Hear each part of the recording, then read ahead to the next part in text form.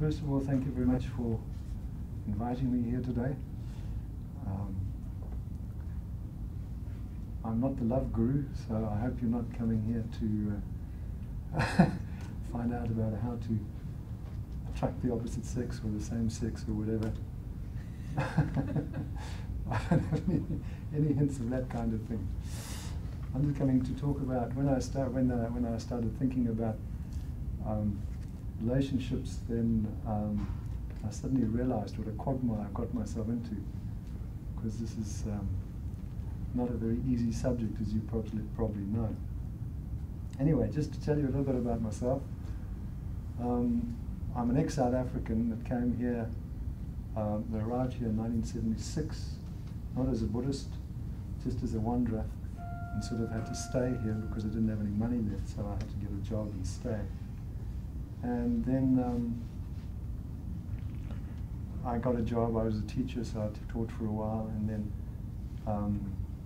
became interested in Buddhism in 1989, around about there, and then started going to Dorje Chang Institute, which is a Tibetan Buddhist institute, which is now in Avondale. It used to be in West End Road in Herne Bay.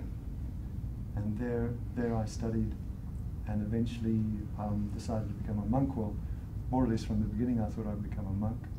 And I became a monk in 1998, when His Holiness Dalai Lama came here. I asked him to give me vows. Well, 1996, I asked him to give me vows, and he said go to India. He would give me the vows there. So I went to India and took novice vows, and while I was there he told me to come back the next year to take full monk's vows. And when the Dalai Lama tells you something, you don't say no. So I had to go back the next the next year and take full monk's vows. I wasn't quite planning to do that for a while, but anyway, it landed up like that. And then I spent a couple of years in India, 1 year at the monastery, and then came back here because my teacher died, and I came back to help look after the center in Mangere Bridge, and that's what I've done up to now. So that's more or less short history. Can everybody hear me? Yeah? Okay, shout if you can't. Don't be scared, I'm a very harmless monk, I promise you.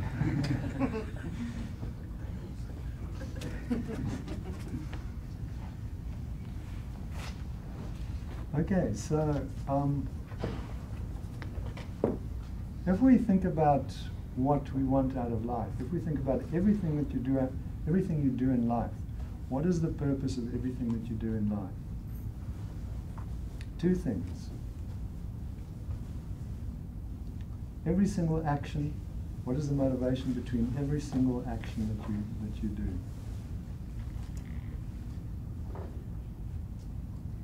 Don't know. Do you want happiness?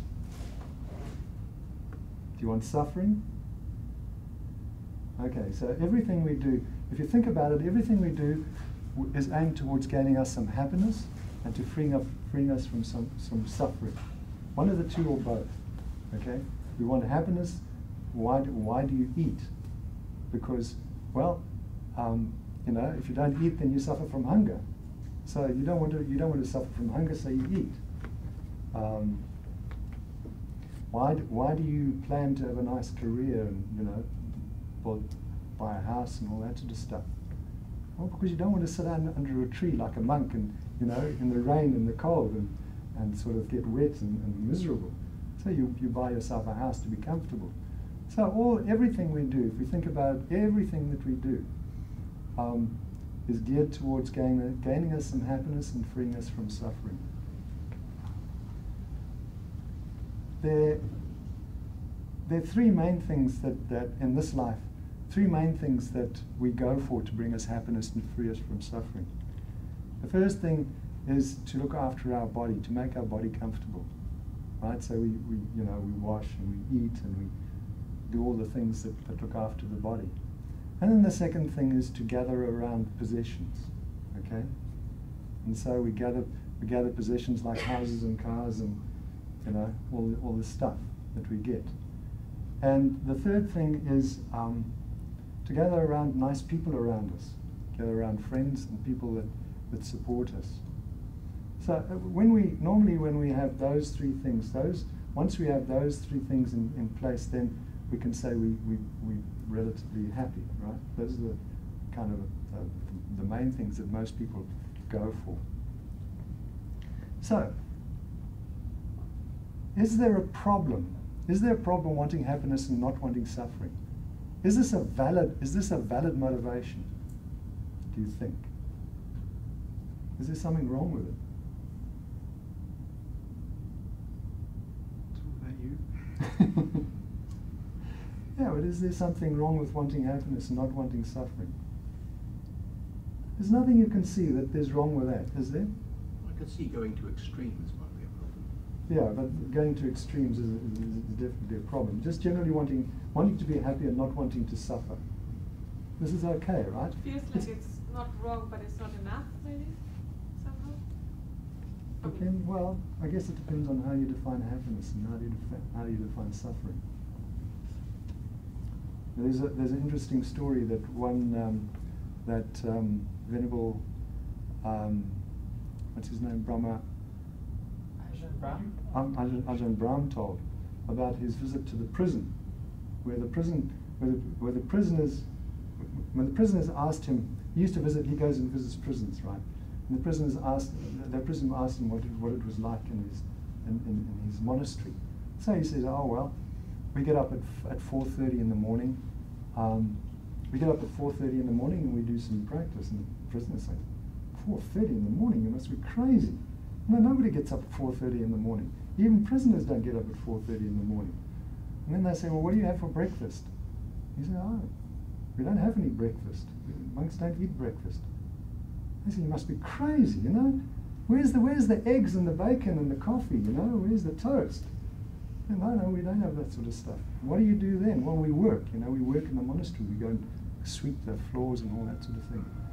And the monks, the prisoners thought, this is just crazy.